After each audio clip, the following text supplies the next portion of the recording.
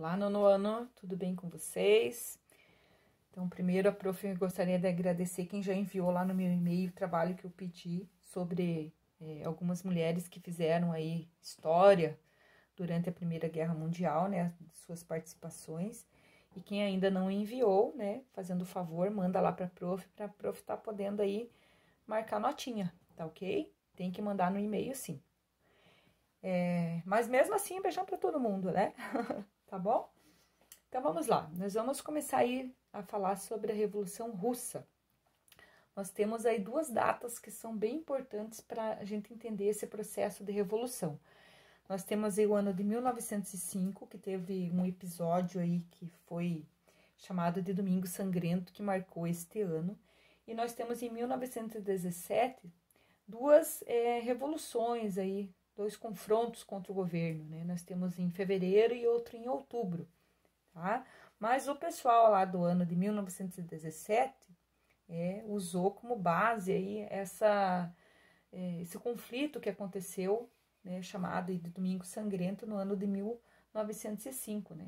Eles pensaram assim, não, vamos utilizar aí, não deixar a memória das pessoas que já começaram a lutar por melhores condições de vida lá no ano de 1905 morrer assim em vão, né? Nós vamos aí honrar o que eles já iniciaram neste ano. Então, nós temos assim, ó, o que foi essa revolução? Para a gente entender um pouquinho, né, a prof tem que voltar nesse ano de 1905 aí, para entender aí um pouquinho melhor.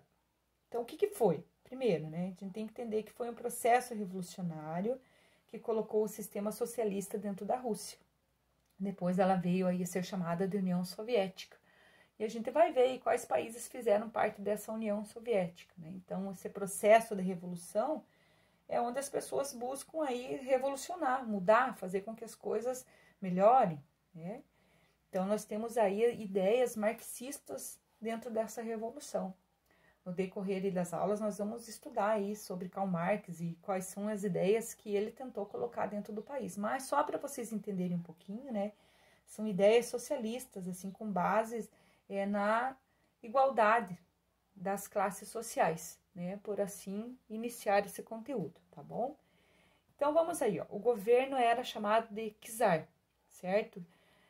Nós temos aí a família, a dinastia Romanov, como os poderosos da Rússia, certo? Então nós temos aí o poder era chamado e os poderosos de czarista, o czar. Né? Então eles se auto-intitulavam e eleitos por Deus. E a partir disso eles achavam que poderiam governar da forma que eles achavam e estava certo. Né? Enquanto isso, 85% da população que eram os camponeses ficavam aí num estilo de servidão ainda agrária, certo? Lembrando aqui, ó, que a nobreza nessa época era chamada de boiardos, né? E os camponeses chamados de mujiks. Então, nós temos assim, ó, a Rússia totalmente voltada para a área rural, né, o que significa nesta fase que a Rússia foi o último país a deixar de ser, de ter aí o feudalismo como base, certo? Ela ainda tinha aí o regime de servidão, quer dizer, a pessoa tinha aí a terra para trabalhar, ela era obrigada a isso, não recebia quase nada em troca, então por isso era chamado de um regime de servidão. Né? Ela estava totalmente atrasada, principalmente em relação aos países europeus, né, onde já a industrialização estava aí no auge, né, e a Rússia ainda voltada à produção de grãos. Um país que não tinha leis, né, porque o regime era czarista, né, então ele exterminava qualquer tipo de manifestação. A pessoa não podia opinar, falar suas ideias, principalmente se eram contra o governo, porque realmente o governador ali, o seu czar, mandava matar mesmo, né, qualquer pessoa. Fosse ela quem fosse, se ela falasse qualquer palavrinha contra o governo, ela era exterminada. Então aí veio as ideias aí de Karl Marx durante esse processo aí, depois que a gente está estudando, sobre ideias socialistas, como a prof falou para vocês aí. Esse é um dos fatores que fez com que essa revolução acontecesse dentro da Rússia, tá? Ideias de igualdade dentro do país. Então, nós temos aí, ó, a pobreza, a fome, a ditadura, a falta de oportunidades, a falta de industrialização, o frio, né, as condições de vida, de higiene, tudo isso foi se aglomerando e fez com que as pessoas começassem aí bater de frente e a questionar que tipo de governo elas estavam tendo, certo? E o que aconteceu nesse meio termo aí, ó?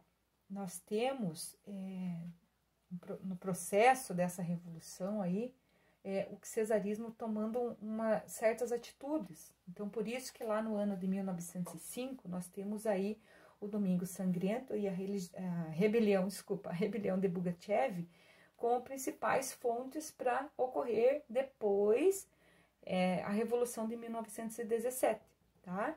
Então, assim, ó, a Rússia, nesta época, ainda ela era chamada de gigantes dos pés de barro.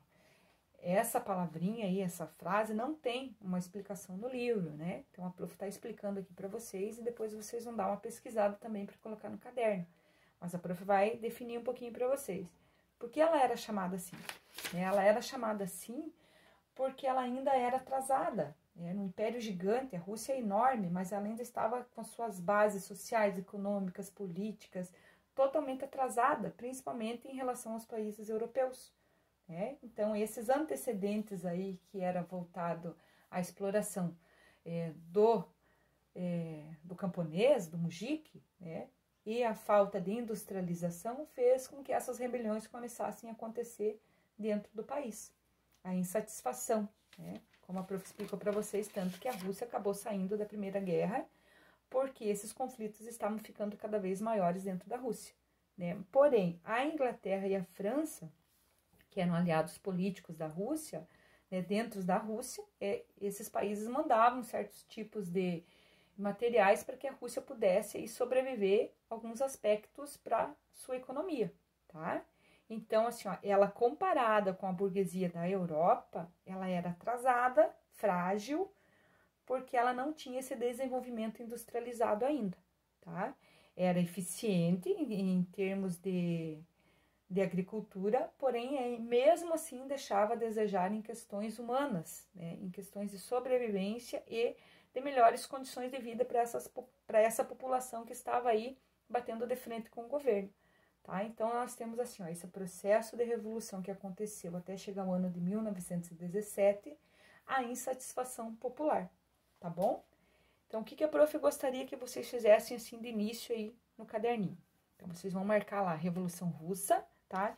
E vocês vão definir lá esses 4 itens que a prof tá pedindo aqui, ó, tá? O czar, Domingo Sangrento, a rebelião de Pugachev e gigantes dos pés de barro, tá ok? Então, vocês marquem no caderninho, assim que terminarem, mandem uma fotinho para a prof. Daí, a prof vai no decorrer explicando todo esse processo revolucionário aí, o que aconteceu durante a Rússia, tá bom? Beijão para todo mundo.